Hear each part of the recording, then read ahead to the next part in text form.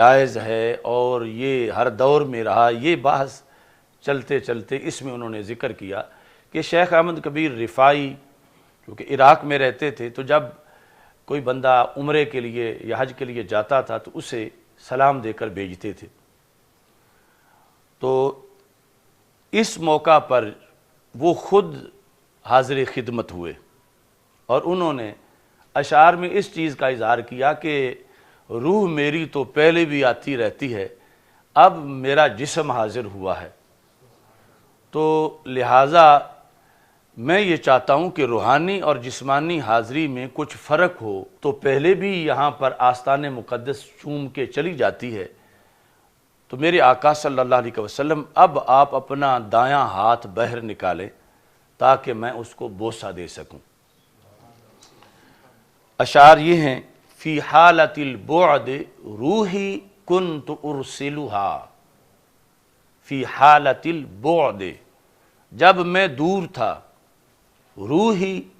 کنت ارسلها،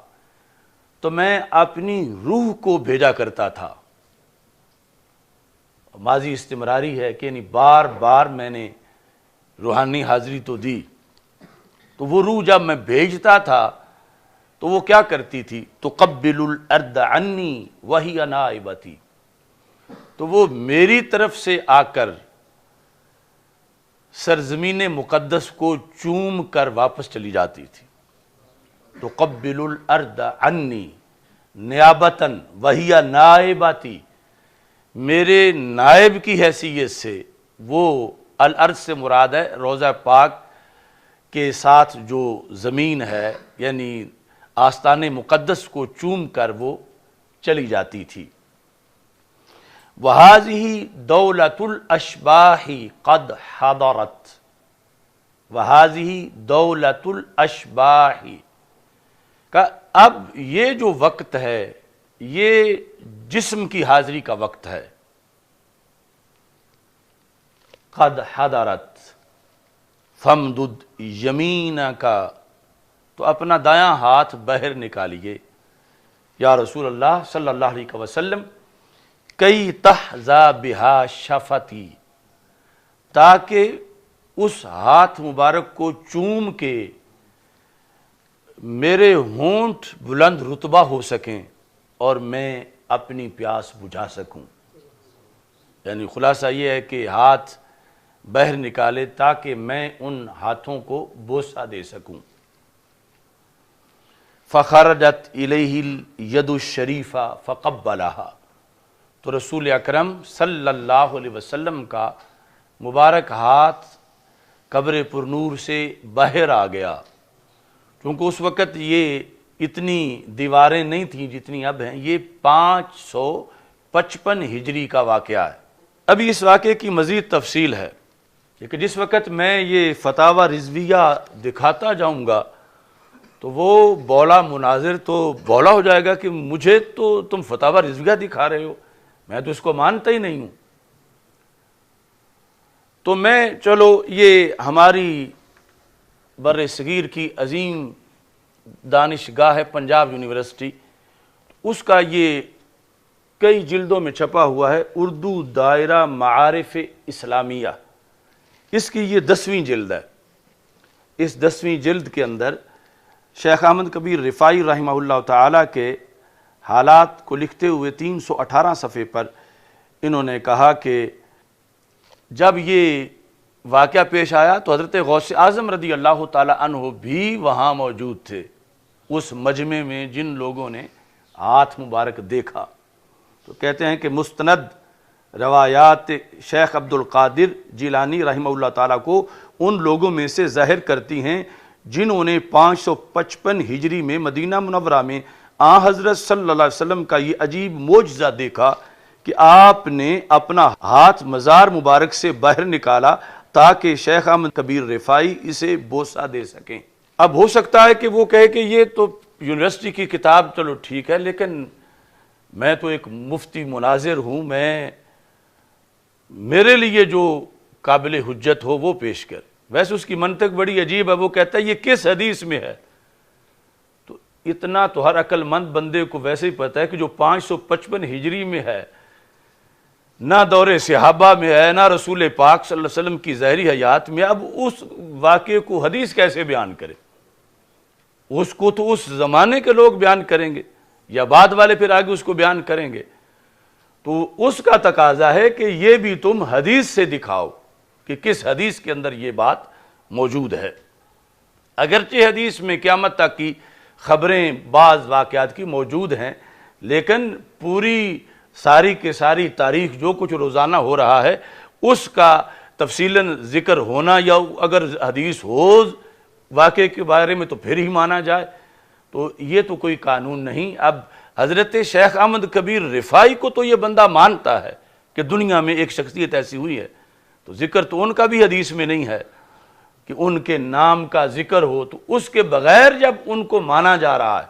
تو پتہ چلا کہ علم کے کچھ اور بھی سورسز ہیں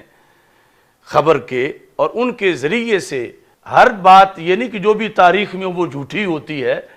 تو مانا گیا ہے تاریخ کے ذریعے سے ہی کہ دنیا میں ایک شخصیت ہوئی ہے جن کا نام شیخ احمد کبیر رفاعی ہے. تو اس طرح پھر اس امت میں یوں بھی آگے چیزیں تواتر سے جو بھی جاتی ہیں یا اخبار مشہورہ سے یا تذکرہ مستند روایات میں آتا ہے تو انہیں اس نوعیت کے لحاظ سے مانا جاتا ہے. چلو ان کے لیے تو میرے پاس ان کے مذہب کا بانی اشرف علی تھانوی بھی موجود ہے. اب زندیق کہے گا تو اسے زندیق کہے گا، تقی عثمانی پر تو بات نہیں رکے گی. اور جو اس نے کہا کہ یہ مسلمان، کوئی مسلمان یہ بات نہیں کہہ سکتا، اور یہ کہا کہ تم ممبر پہ بیٹھ کے جھوٹ بول رہے تھے، اور یہ جتنے جو کچھ بھی اس نے کہا وہ سارے کا سارا تقی عثمانی کے بعد اشرف علی تھانوی پہ بالکل آ کے حملہ ہو رہا ہے. یہ جلد نمبر 5 ہے، الافادات الیومیہ، ملفوظات حکیم الامت، جو ان کا حکیم الامت ہے اشرف علی تھانوی. یہاں پر 5ویں جلد میں 244 صفحہ ہے. اس کے اندر یہ موضوع چل رہا ہے کہ اللہ کے جو ولی ہیں،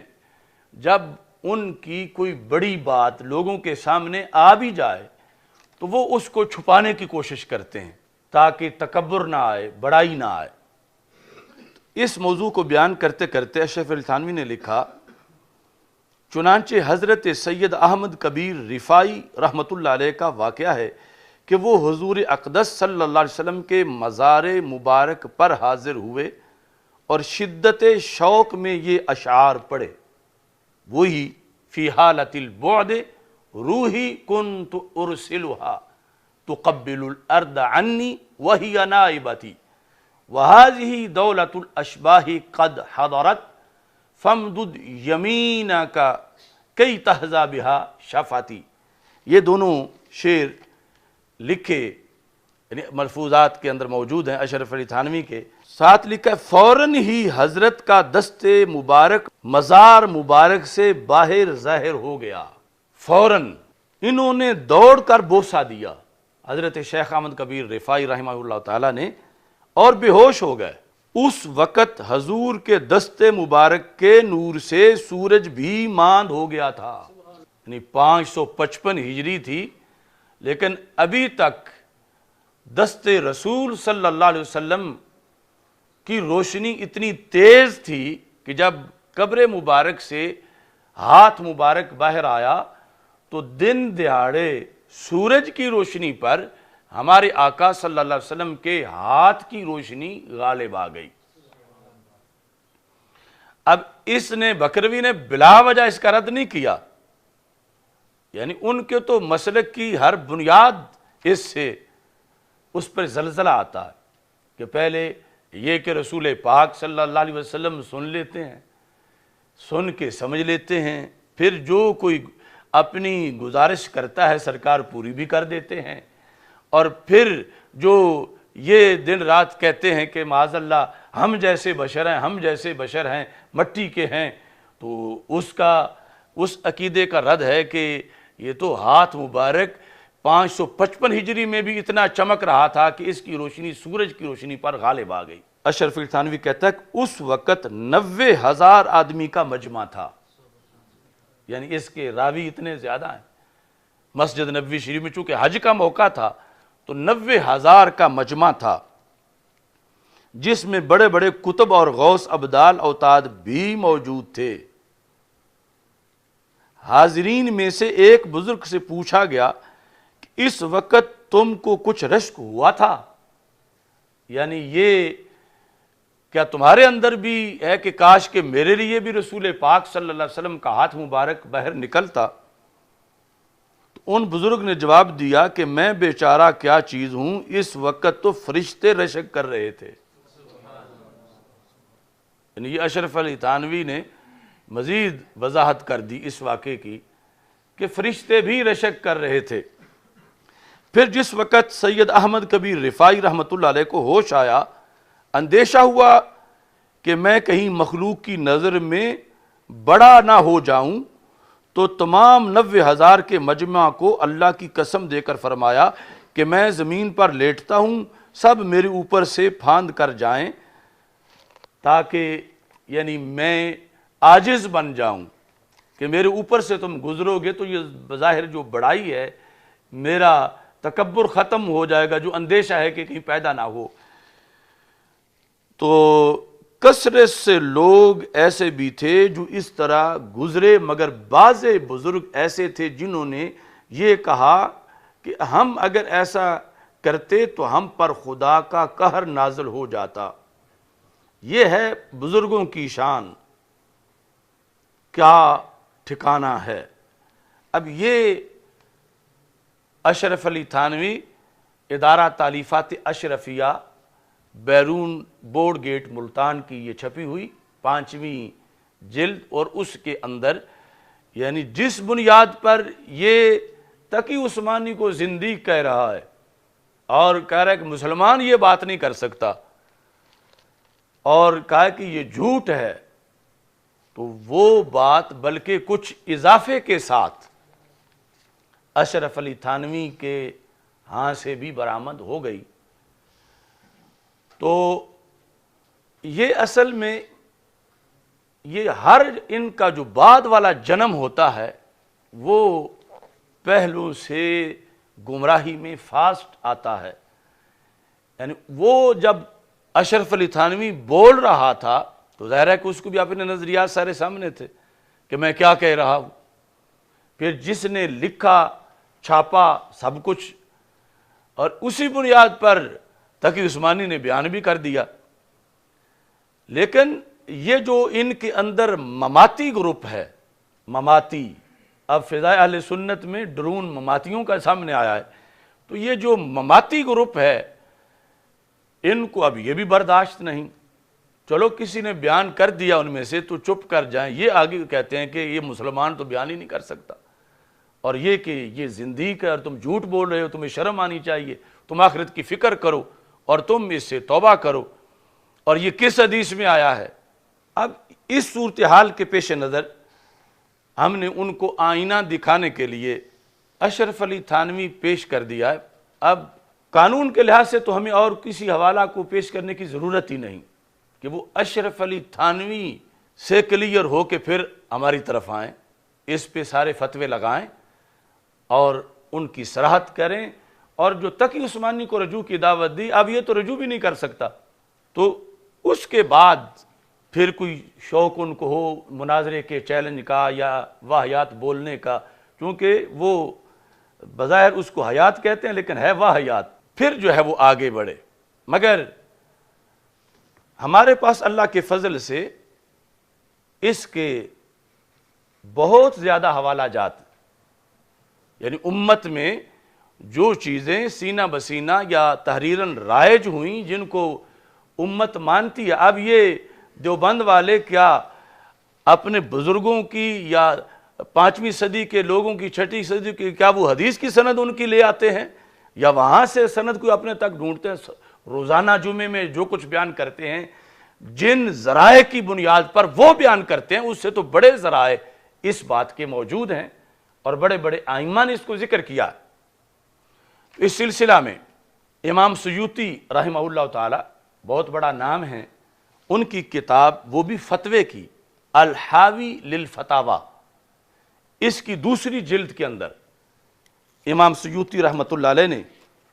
اس کو لکھا ہے 261 صفحے پر، اور اوپر ٹائٹل ہے باقاعدہ، یہ نہیں کہ بعض چیزیں کوئی لکھ کے،